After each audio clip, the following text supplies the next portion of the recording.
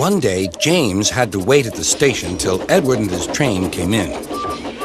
This made him cross. Late again! Edward laughed and James fumed away.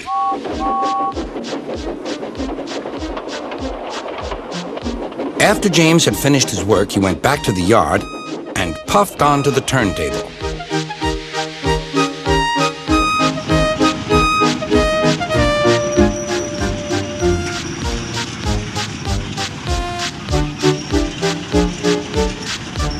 He was still feeling very bad-tempered.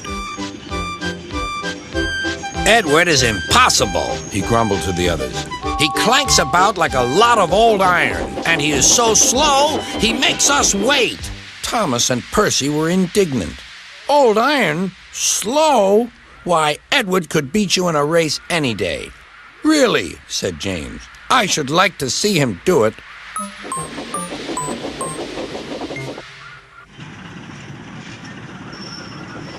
Next morning, James's driver was suddenly taken ill. He could hardly stand, so the fireman uncoupled James ready for shunting. James was impatient. Suddenly, the signalman shouted. There was James puffing away down the line. "All traffic halted," called the signalman. Then he told the fireman what had happened. Two boys were on James's footplate fiddling with the controls. Phew! They tumbled off and ran when James started. The signalman answered the telephone. "Yes? He's here." "Right. I'll tell him." "The inspector's coming at once. He wants a shunter's pole and a coil of wire rope." "What for?" wondered the fireman. "Search me, but you'd better get them quickly." The fireman was ready when Edward arrived.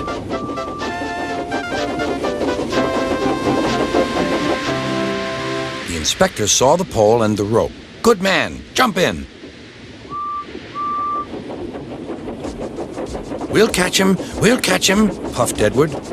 James was laughing.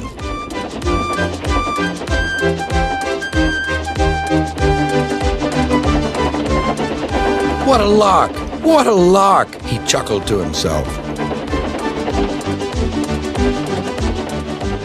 Suddenly, he was going faster and faster. He realized that he had no driver. "What shall I do? I can't stop! Help! Help!" We're coming, called Edward.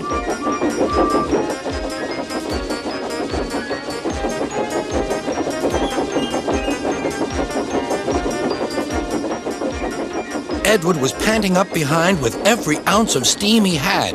At last, he caught up with James.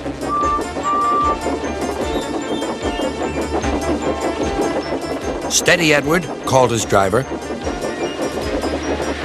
The inspector stood on Edward's front, holding a noose of rope and the crook of the shunter's pole. He was trying to slip it over James's buffer. The engines swayed and lurched. At last, "Got him!" he shouted. He pulled the noose tight. Gently braking, Edward's driver checked the engine speed, and James's fireman scrambled across and took control. "So, the old iron caught you after all," chuckled Edward. "I'm sorry," whispered James. "Thank you for saving me." "You were splendid, Edward." "That's all right," replied Edward. The engines arrived at the station side by side. Sir Topham Hatt was waiting. "A fine piece of work," he said. "James, you can rest and then take your train." "I'm proud of you, Edward. You shall go to the works and have your worn parts mended." "Oh, thank you, sir," said Edward. "It'll be lovely not to clank."